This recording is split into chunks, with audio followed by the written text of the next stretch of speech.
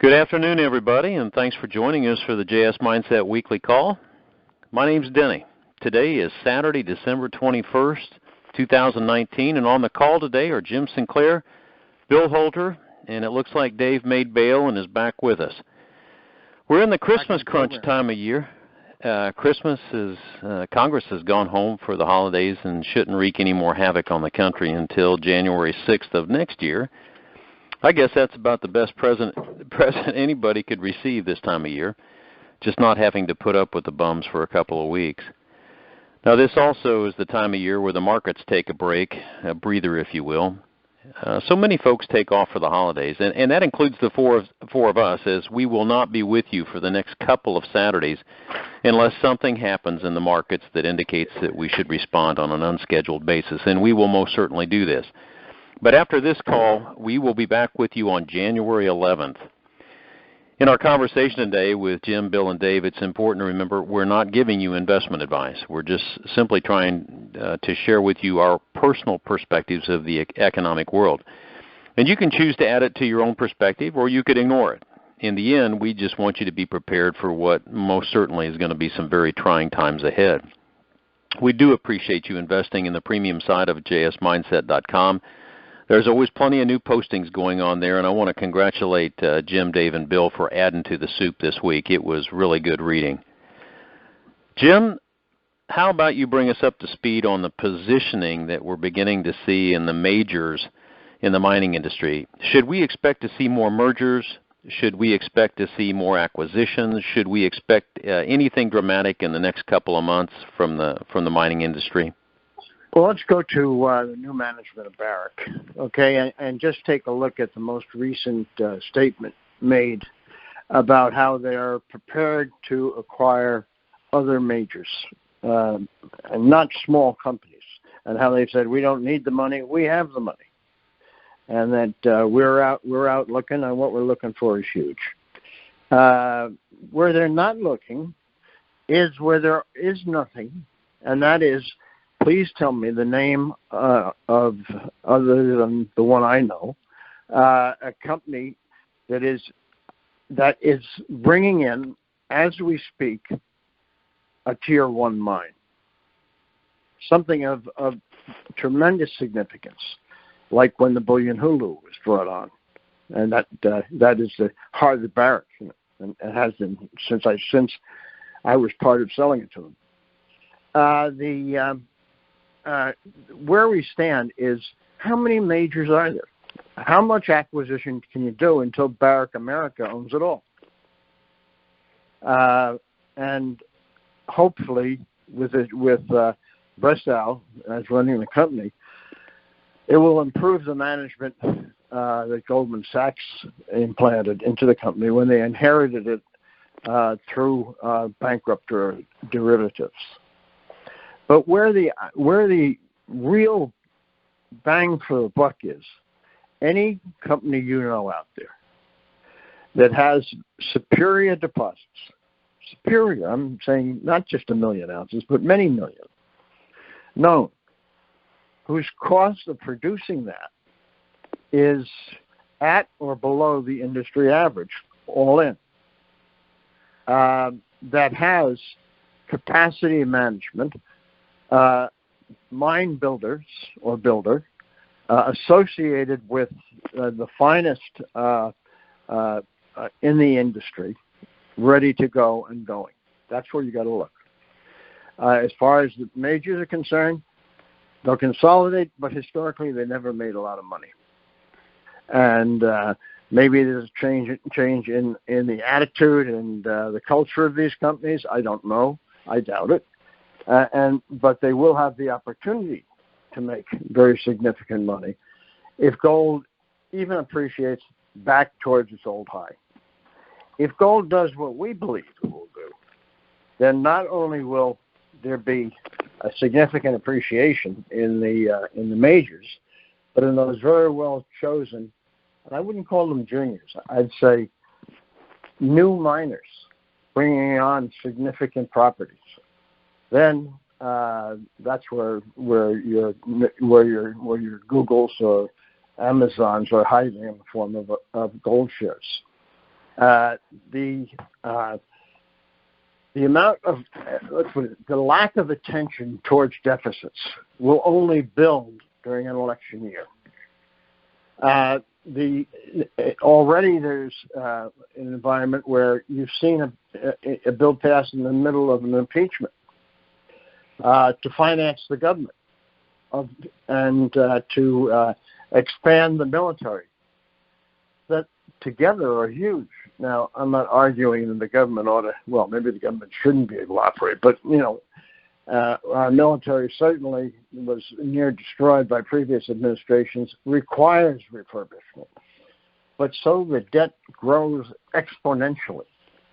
And when the public is told that this is the greatest economy in the history of man, there are questions as to whether or not that is true, because we know the figures have been so adjusted and changed since 1970 that you'll never see inflation because it disappears into all the matrices for making it less.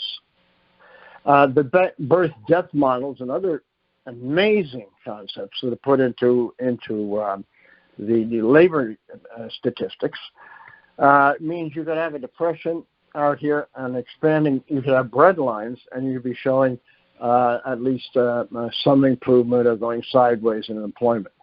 It is absolutely and utterly as false as the many things we've discovered that we accepted to be honest, such as the key interest rate numbers, the key numbers for commodity trading, almost the key numbers for everything. Here's a question. If in the 1930s, the culture of the United States is as it is today to accept lies, falsehoods, and shenanigans, would there have been a depression? And when the depression finally hit, would it not have taken 20 years to get out of it? When this one hits, because of the size of the debt and the size of the lies and the incapacity of the government, clowns, okay, absolute Disneyland. How long do you think it's going to take to recover?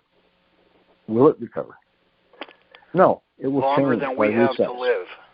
I was going to say it'd be nice if it happens in our lifetime. It's going to be resets, and the price of gold is going to a level and a reset nobody can imagine. And the fortune to be made exists in gold because it will maintain its buying power where it is today, and nothing else will. And that will look Jim. like a fortune. Dave, Jim brought up about the essentially the industrial military complex, and I'd like you to bring us up to speed, Dave, of what you're seeing in that in the coming year. And I'm not saying the world is at peace, but it does seem that the conflicts are fewer and smaller than years past. Dave, you got any not forecast but perspective of the military complex in the coming year? Danny, I would actually disagree with the statement that you're making. I would say that we are closer to problems than we've been in quite some time. And I say closer to problems. The United States has just spent an enormous amount of energy trying to stop Russia from running a gas line to Germany. I mean, this has been the biggest circus that I've ever seen. We just passed a military budget that dwarfs any other military budget we ever had, and stuck in it, and I don't know if people bother to read these things, but if you look at what is stuck in these budgets, they have stuck in there sanctions against this one, problems because of that one. What we're witnessing, in my opinion, is we're witnessing a reality TV show that is distracting the public from everything that's going on, things that I've talked about for years. The Afghanistan war, all of a sudden we get this great piece from the Washington Post, which anybody who didn't know what was going on in Afghanistan and that we were just throwing money down a rat hole hasn't been paying attention. We have, for now, the 18th consecutive year of the largest heroin production in the world ever taking place. The heroin budget out of just Afghanistan exceeds the whole United States military budget. How is it possible that we've thrown trillions of dollars at Afghanistan? We have occupied the country for 18 years, yet we're still going through $800 billion worth of opium money coming out of that country. I would ask you, who washes this money? Where in the world do you wash $800 billion? With a military that, well, again, people can answer these questions. I'm asking them. Figure it out, people, because, again, let's look at what's going on here. Have you heard a word about the $21 trillion missing? I mean, now we started a Space Force. Oh, my God. Is Luke Skywalker here and I'm missing him? Maybe, this is ridiculous. What's going on here is the public is sitting here going back and forth like a bunch of dimwits while the game is being played that has always been played. A military budget has never been voted down. They're still manipulating the gold market daily, even though we know that it's manipulated. We've had people plead guilty to it being manipulated, and it still does not stop. We've got Pompeo out this week telling us, oh, my God, we've got to back good protests, not bad protests. Oh, and we're going to decide that whose protests are good and whose democracy protests are bad? We've got Elliot Abrams going back after Venezuela this week. Oh, my God, Venezuela's paying their politicians to vote against Guaido. I mean, the nonsense that's really going on while this impeachment nonsense is playing for the public scares me because everybody's taking their eyes off the ball. We're still in Syria. We're stealing Syria's oil and selling it. I mean, none of this is getting talked about. We can go down the list of the things that have gone on in the last 3, 4, 5 weeks that the press just does not even cover. So we could all watch the reality TV show called Impeachment. The whole thing is a distraction, in my opinion, folks. The military-industrial complex is living strong and long. Nothing has changed. It's getting worse. If you think it's getting better, by all means, think that. But the facts on the ground do not point to it. I mean, you look at what's going on in the Arctic. You look at what's going on in any country that we've had problems in, be it Libya. These problems aren't going away. They're getting bigger and bigger and bigger. And like Jim said, we just keep running up deficits on top of deficits on top of deficits. You don't even hear the word deficit anymore. We're over $1 trillion in deficit. Where is all the money going? We're stealing the people's money. We hear about, oh, my God, China's going to build out the 5G system and be able to spy on everybody. Well, that'll really suck because we want to spy on everybody. The article was in the New York Times this week, and not again that it was a revelation. They know where every cell phone is all the time. They know everything about us. They are setting us up to take us down. That is my firm belief. And while this is all going on, the military-industrial complex marches on and on and on, never misses a beat. People who think that things are getting better, I don't believe are paying really close attention to what's going on behind the scenes. But that's just my take on it, folks. Read the tea leaves. Stop looking at the headlines. Kill your TV. Throw it out the window. Never turn it on again. It's a propaganda device. There's a reason they call TV programming. Dave, did I tell you that I missed you last week? Wow. I was out shooting things. Shooting things. I don't want to be close to you when you're shooting things. Hey, Bill, bring us up to speed on the precious metals markets. Specifically, could you speak to the inventories for settlements and demand for physical and what that might suggest going forward the next couple months? You're talking about the EFPs? And all that. Uh-huh. Okay. For this month, COMEX has 37 tons available for delivery. There's 45 tons demanding delivery, so there's more demand than COMEX even says they have. And interestingly, on December 1st, when the contract went into delivery mode, I believe there was only 40 or 41 tons demanded. So the demand has actually increased during the month. And if you go back just a year and a half, 2 years ago, before these EFPs were even started, a couple years ago, it used to be the delivery demand, the amount standing for delivery would be, say, 25 tons, and by the end of the month, it would be down to 16 tons. So there would always be runoff. And now we're seeing the reverse. We're seeing queue jumping, where the amount demanded is increasing. And we've seen that most of this year is each month in both silver and in gold. We've seen the amount standing increase during the month.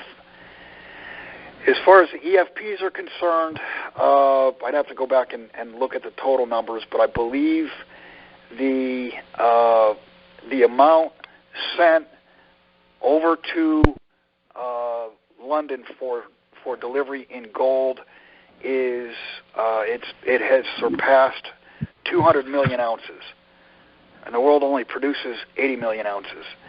I mean, you're talking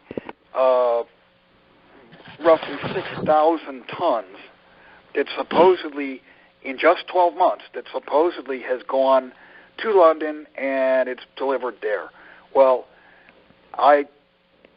anybody with common sense has got to call bull on that, because there are no hoards of that size anywhere in the world except supposedly what the U.S. holds, and that's only 8,300 tons.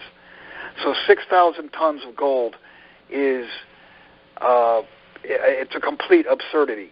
And the number in silver, it's over 2 billion ounces of silver. And I mean, there's no 2 billion ounce hoard anywhere in the world that could even come close to delivering on that. So the EFP, exchange for physical, it's a complete farce. It's a complete fraud. Common sense tells you it's a complete fraud. And there is absolutely, it's completely,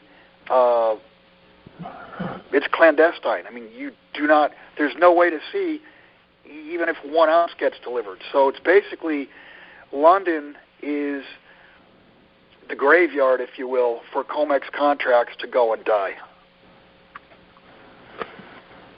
Jim, I grew up in the construction industry, and it was an industry that we take a lot of different raw materials to build homes. The cost of goods sold included labor, materials mostly, and that could make up 85 to 90% of the cost of the home. Mining isn't the same, and I heard you mention recently that when it comes to mining, it's an entirely different economic. You say you're mining money. Can you expound on that based on your cost of goods to mine? Explain it just a little bit.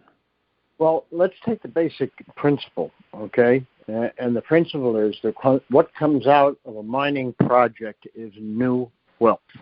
It's not recycled wealth.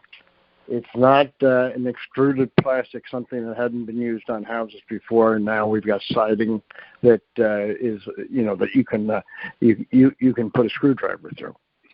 The new wealth has a wealth impact that could be dynamic on the developing world, and is dynamic elsewhere.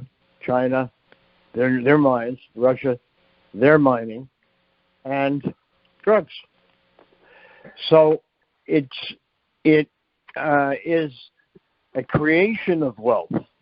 It can be used for any nefarious or proper purpose because the product has no voice.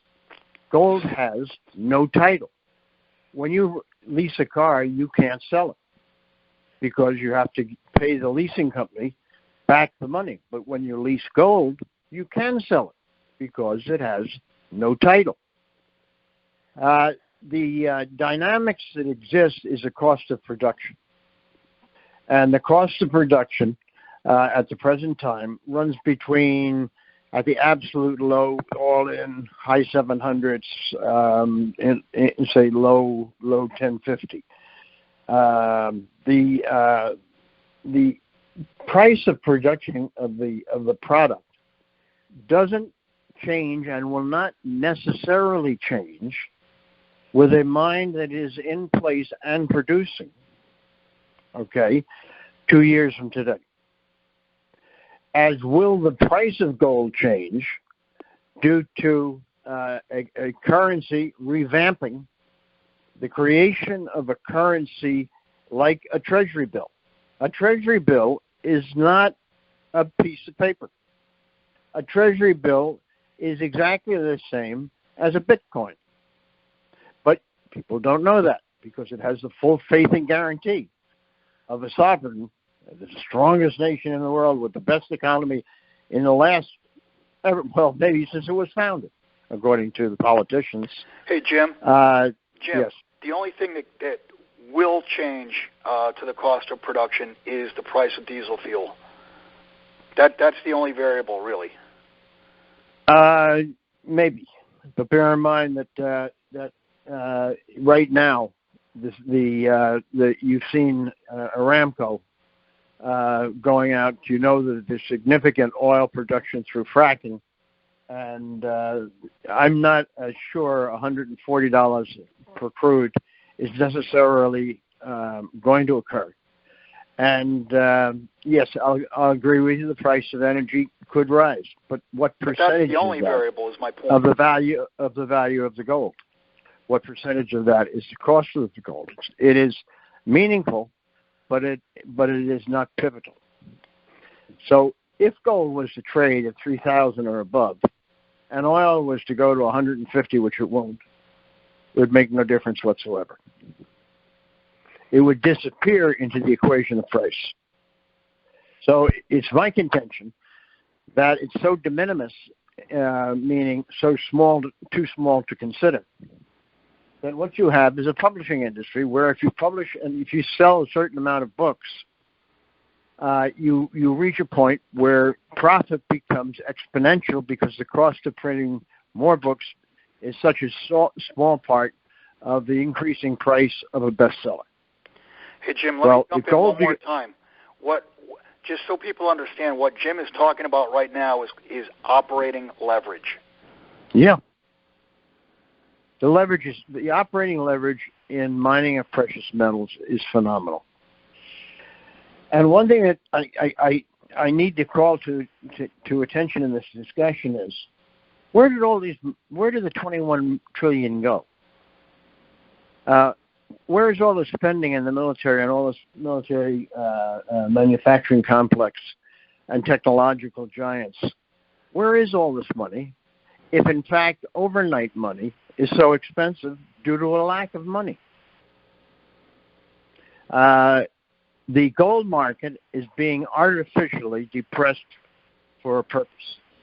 The purpose is cleaning up all the above-ground supply of this, because it is, for 2,500 years, the only entity, the only thing that maintained buying power, that today will buy the same thing that a Roman would buy for the same amount of gold.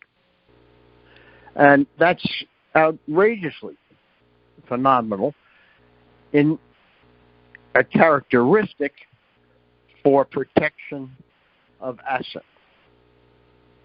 So the operating margins, the cost factor in that has no capacity to outrun, in any sense, where we see the price of gold going to a point where in truth, it becomes exponential. I've made 3 predictions since I've been in this business, correctly right, without a fault. Maybe I'm better at looking at being able to gauge a bull market coming. But I've seen them and I've seen their highs. We know what's coming. We know what the price will be. It is better to keep our mouth shut in the eventual price, because it puts into question, does the government have what they say they do? And if they don't, then who will be the major nationalization of gold assets in the world? The U.S. And who will they nationalize? The major. Who would they like to see become the major? Someone either in the U.S. or possibly Canada, having assets around the world that could in fact be nationalized. The only thing about what I do that has anything to do with this part of the world is I'm incorporated in Alberta and I can change that in one day. And it just might happen. You'll find out that as time goes by with these markets that don't exist, why be listed on the New York Stock Exchange or the Toronto Stock Exchange when I might rather be listed over on the Silk Road? Or buy listed, but but with one stroke of a pen, you got to be out of the what they call today, or what we used to call the free world. When the price of gold goes where we think it's going to go, because of the enormous size of the debt, the fact that the gold is being manipulated for one purpose and one purpose only, not to make money on the short side, guys. That isn't the purpose. The purpose is to keep the price down while every single ounce of above ground gold is accumulated by the wealthiest of the wealthiest, by the 1% of the 1%. And watch what they do when they've got all they can get. In other words, the manipulators will be on the price increase side. The only problem is the COMEX contract has to answer a question. What is a contract worth that cannot function? The answer, 0.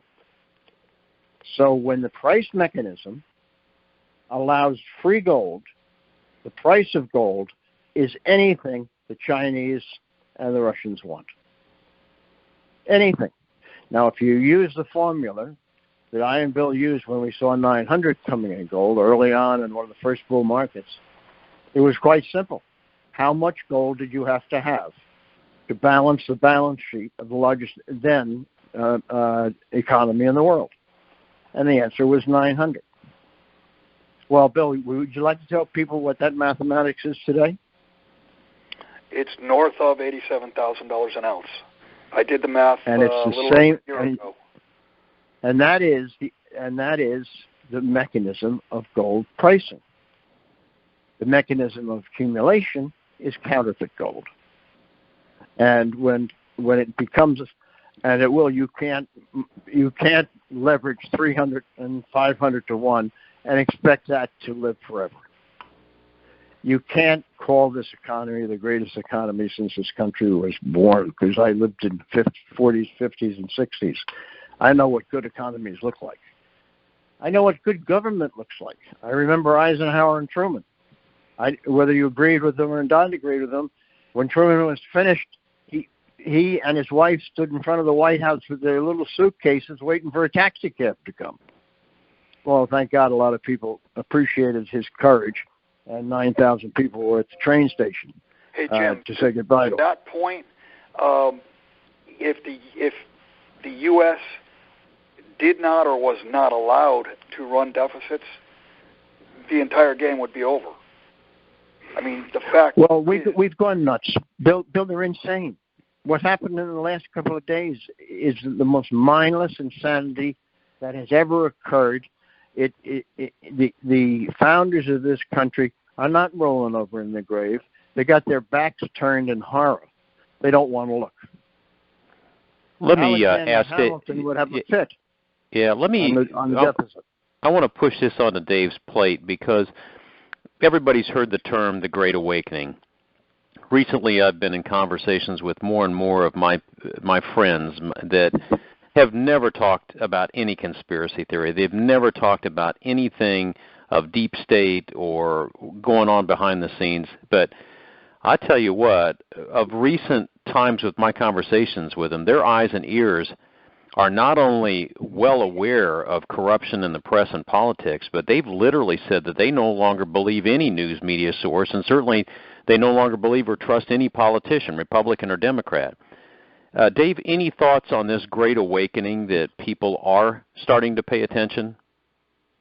Well, it's such a small part of the population, Denny. Too many people, as I said to you earlier before we were on the air, people have, for lack of a better word to put it, roots in this system.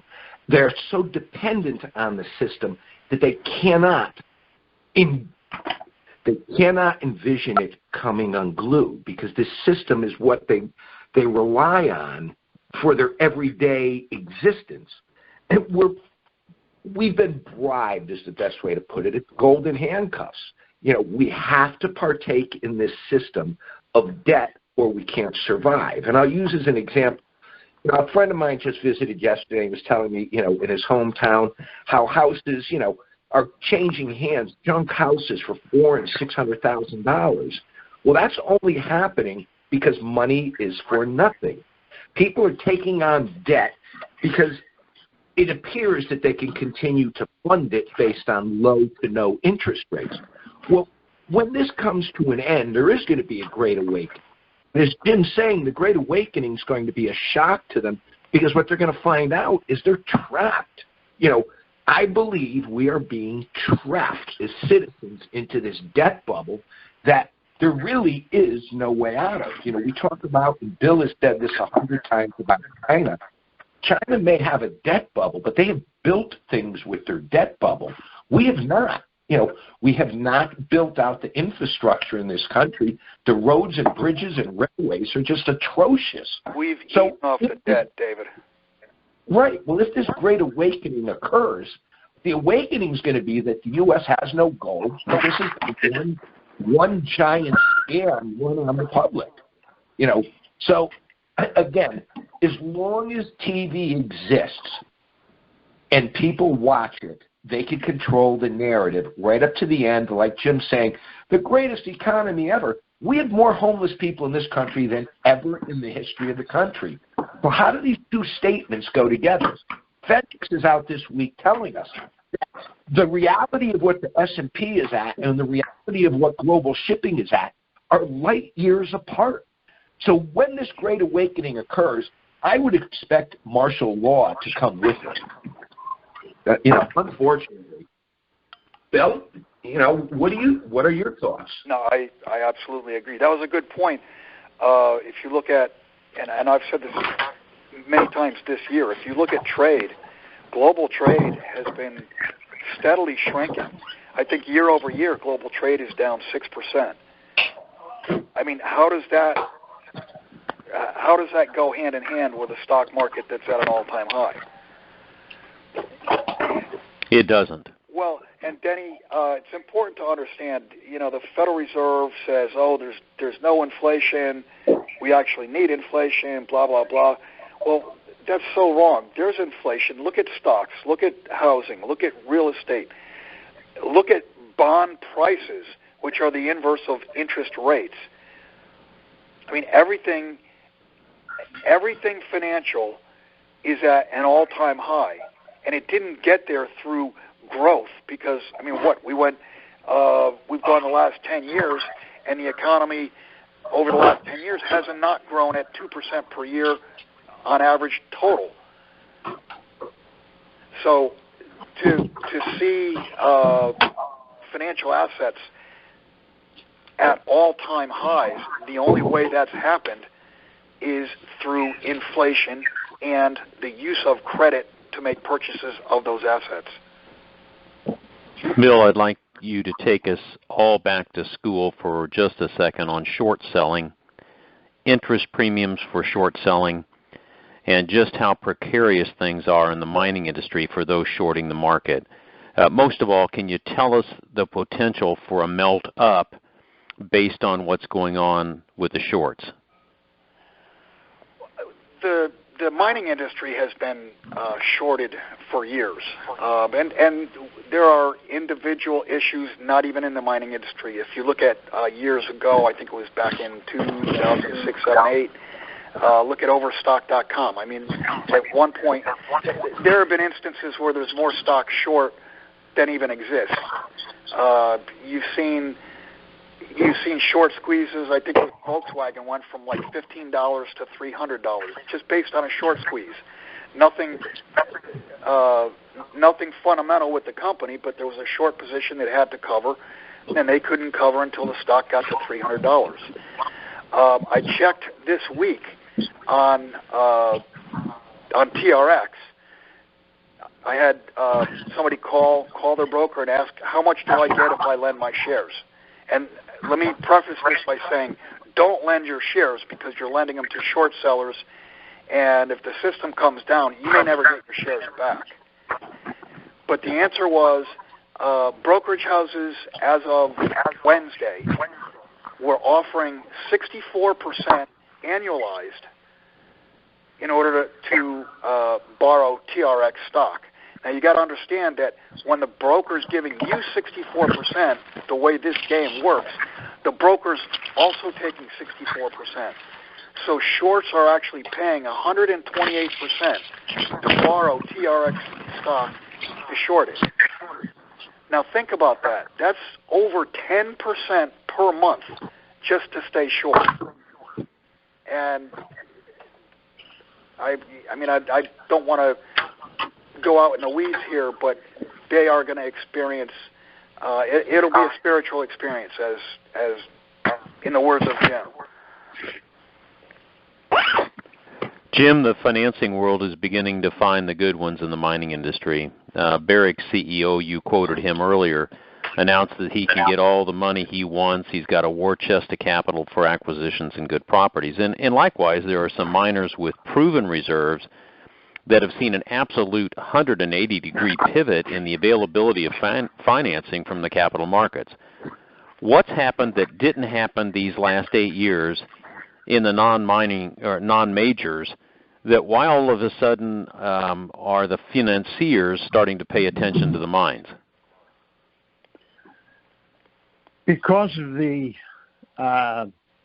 economic equation that we had discussed before, that the price of the product could appreciate so significantly and so quickly that the catch up in terms of cost of production would take a considerable amount of time to even start up, and might even be too small to consider in the entire equation of profitability.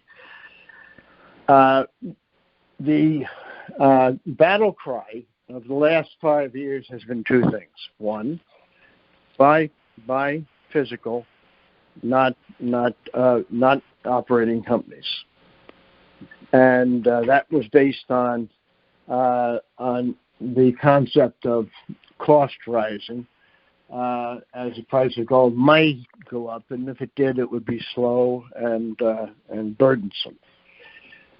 What Bristow at Barrick said was he was ready to acquire other majors, not properties, other majors.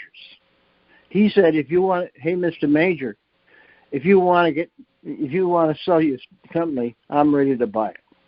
And don't worry, if you want cash, I got cash, enough to buy you. And he gave a name or two of major companies, and there are so few of them. The other argumentation made, and very popular amongst the bloggers, has been that as a mine is built from nothing, it is a cash-intensive business. Before Company X can make 1 cent, the entire cost of the plant and facility, exploration and development, has to be spent. So by the time you go to build the plant, sure, you could have a loan of a significant amount on the plant itself, but the cost of getting there is bloody enormous. It's over $100 million on any project that has any hope of being meaningful. And what they said is that these companies will be selling stock and therefore be diluting your interest. What they haven't taken into consideration is that there's a difference between accretion and dilution. In the beginning, yeah, it dilutes, but it gets to the point where the money is used for the increasing of the value of the asset, the identification of the asset, and then the mining of the asset, and that is all accretive to the stockholder at that point in time. So the argument has been enormous against gold shares, and amongst those that like gold, quite good for the physical itself. And during that period of time, this enormous wealth has found its way into all of the above-ground gold you can buy. And the price has been held down by counterfeit paper. It's all coming to an end. Free gold is freedom of the gold price from manipulation by counterfeit paper that only can exist when everybody's being lied to about everything and honestly believes it. The facts of inflation, for instance, the matrix for inflation from the 1960s to present is so changed. That matrix means how do you figure it out? What does the increments that go into it? And in every economic figure we look at, we are looking at politicians for all of these years having the Bureau of Statistics, labor management, etc., change the way they figure how many people are employed or not with birth-death models and participating job participation models. That the thing has become a total fabrication. Now, the one person who makes this very clear and gives it to you fact by fact, figure by figure, probably is Mr. Williams, who at this point in time I think is sitting in a corner in a room without a light on, with some loyal subscribers. Probably the most truthful presentation of where the economy exists that you can get anywhere in the world today. The same people who gave you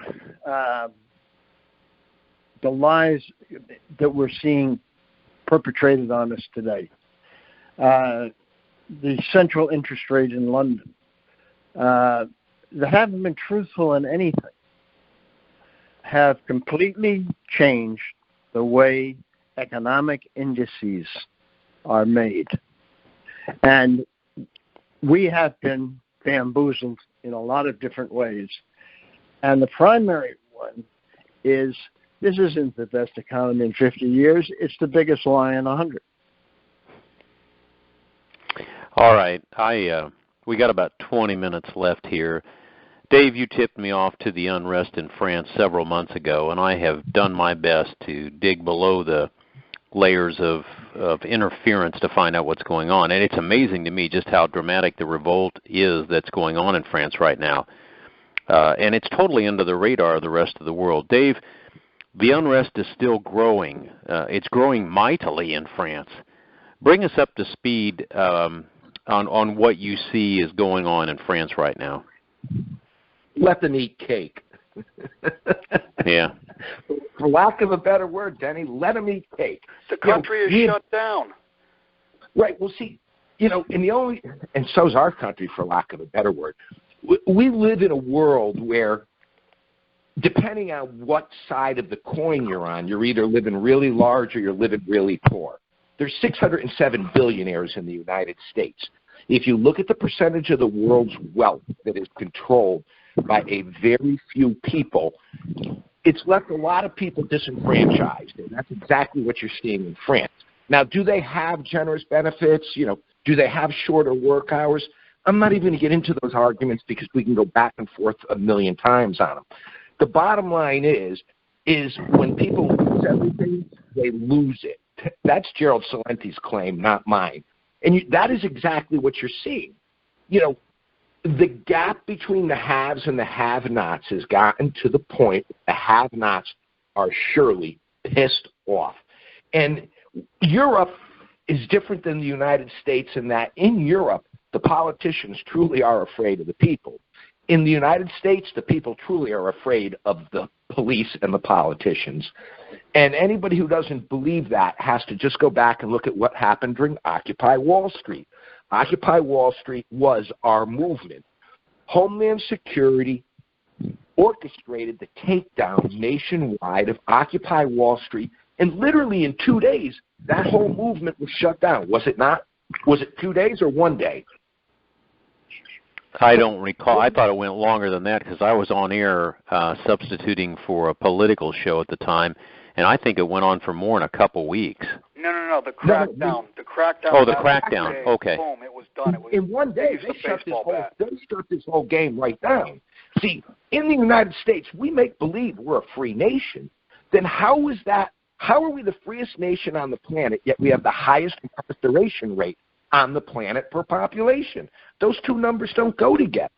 You know, as I said to you guys before the show, an individual just got 15 years in jail for burning an LBGQT flag. I mean, you could burn an American flag, you could stomp on it, you could do whatever you want. But it's, in this particular case, it's a hate crime, and they put the man in jail for 15 years. So the point I'm trying to make is what you're witnessing in places like France, and Bolivia for that is another perfect example, is the have-nots have had it. You know, there's only so much blood you can get from the stone.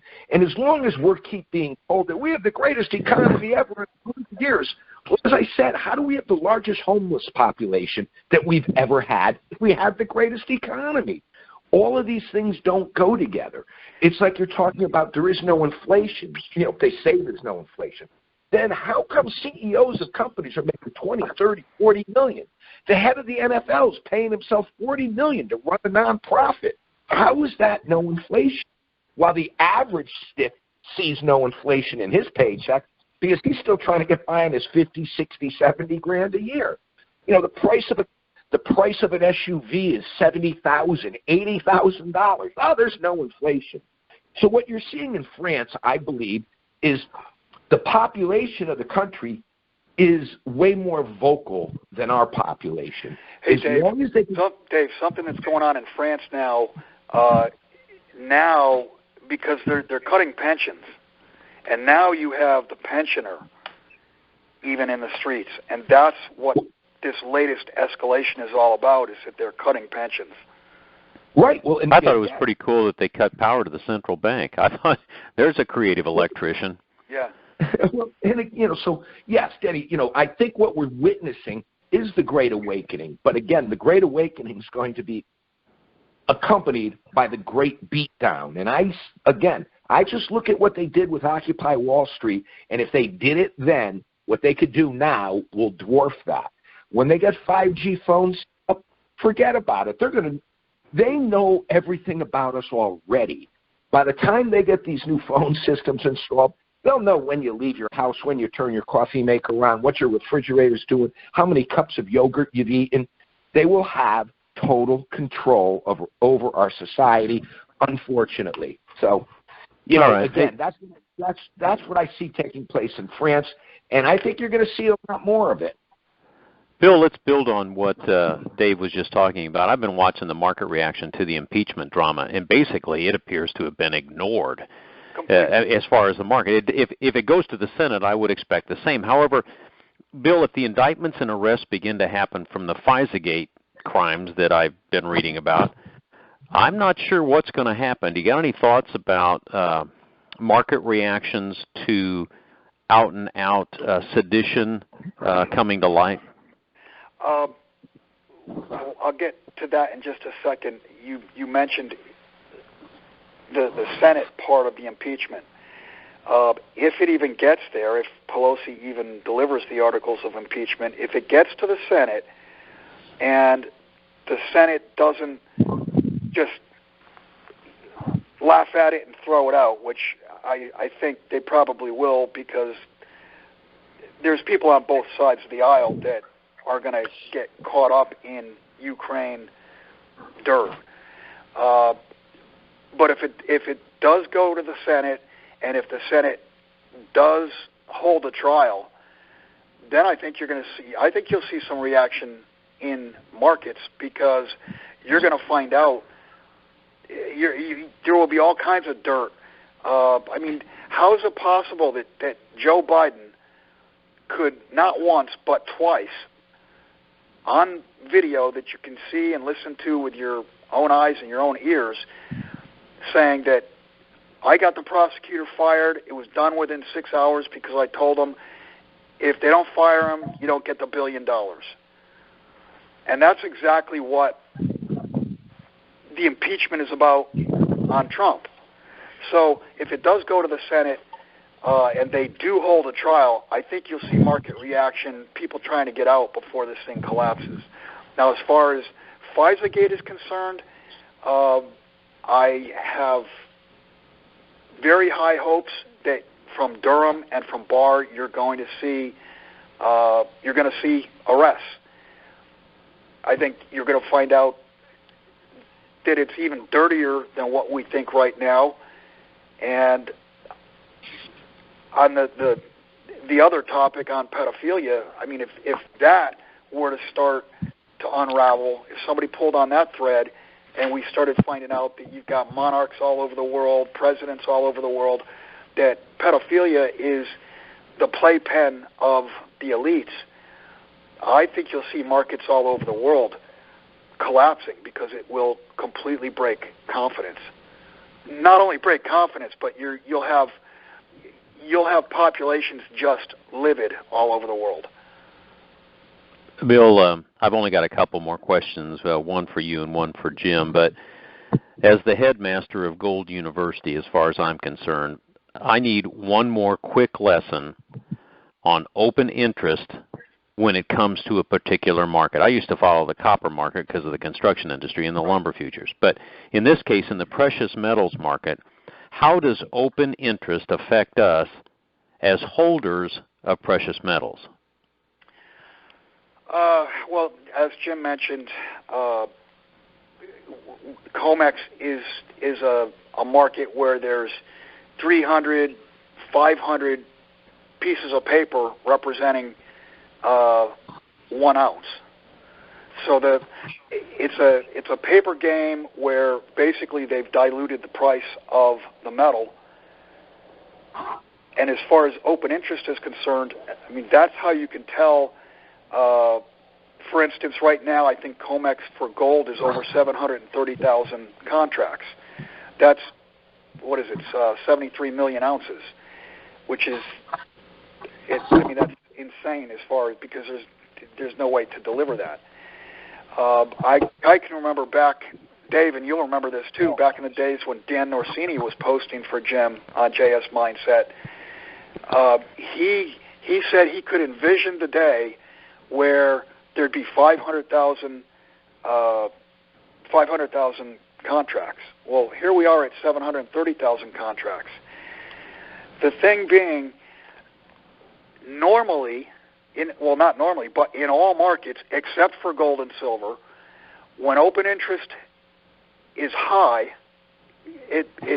so is the price. And when open interest is low, so is the price.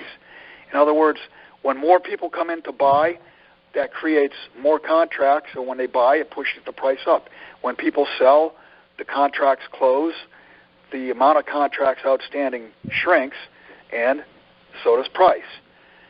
In gold and silver, it's actually the reverse, because the whole game, the whole COMEX game with gold and silver is it's a short seller's arena, if you will. So when the open interest is high, the price is suppressed, and when the open interest is low, the suppression comes off.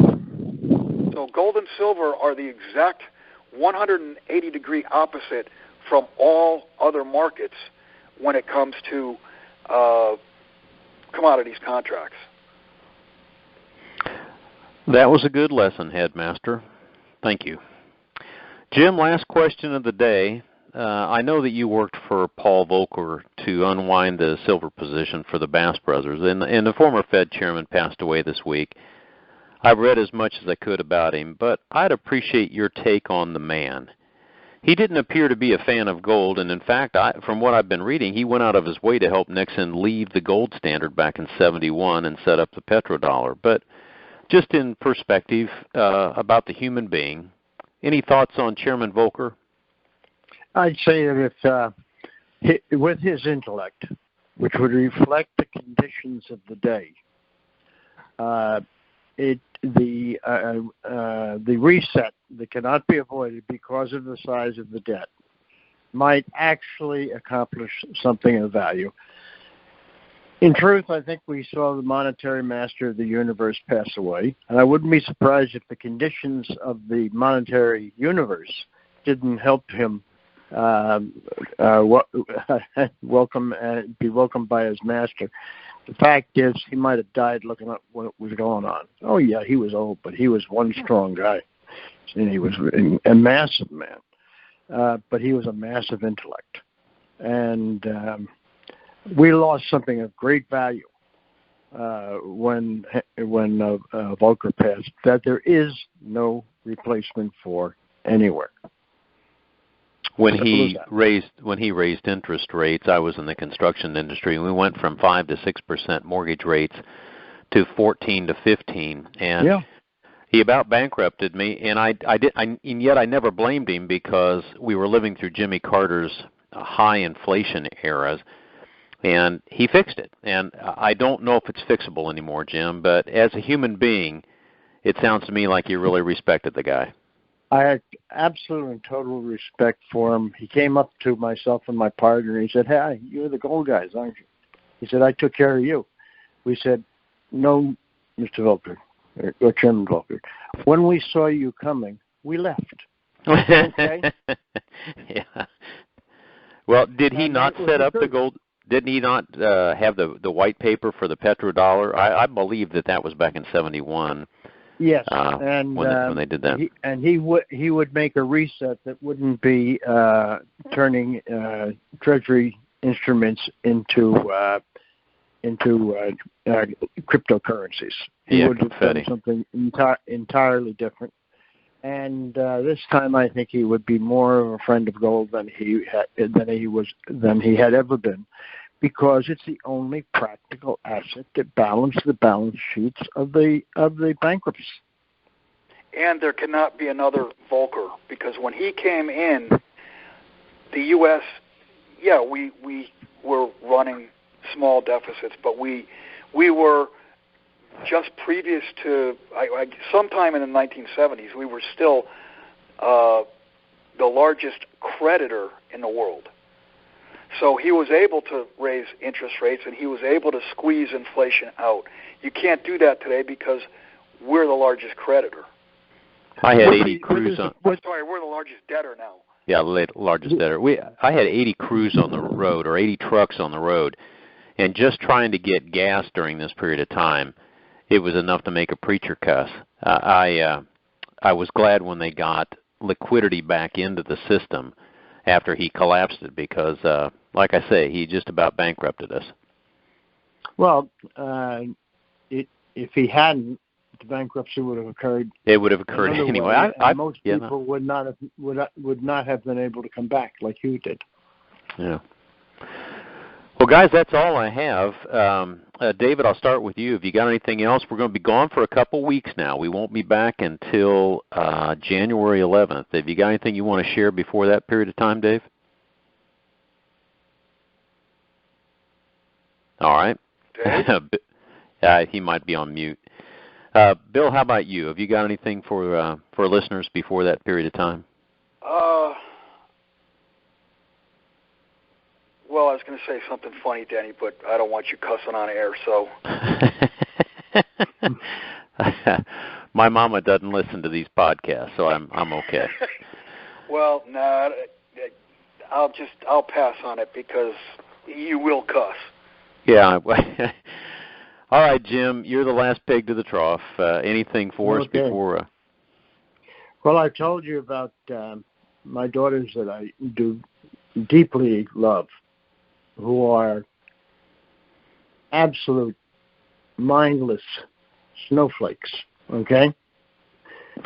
And today, this weekend, we had the inauguration of the new department of the Armed Forces, the Space Force. Right. And one of my daughters called me up and said, "Dad, you just got the greatest compliment in the world for your economic beliefs. Now you're an official space cadet." Oh, smart-ass kid? Oh, my gosh. Well, they don't believe a word of it, okay? They have never experienced the things that we've had to experience in our lifetime. and they're in for a very painful education. When the clouds clear and reality sits in as visible. The truth is a bitter mistress, and then they'll deal with that. Hey, listen, I want to wish Happy Hanukah to everybody. That's Monday. Happy Merry Christmas on Wednesday. But I will say this, that we're doing our best to keep you awake. You feel free to reach out to us. Don't make yourself a nuisance, but reach out to us if you can. And just know that we send you the blessings of the seasons. Good health, much happiness, and absolutely all the prosperity you can stand. So the best of the holidays from all of us here. And just know we'll be back with you in a couple weeks.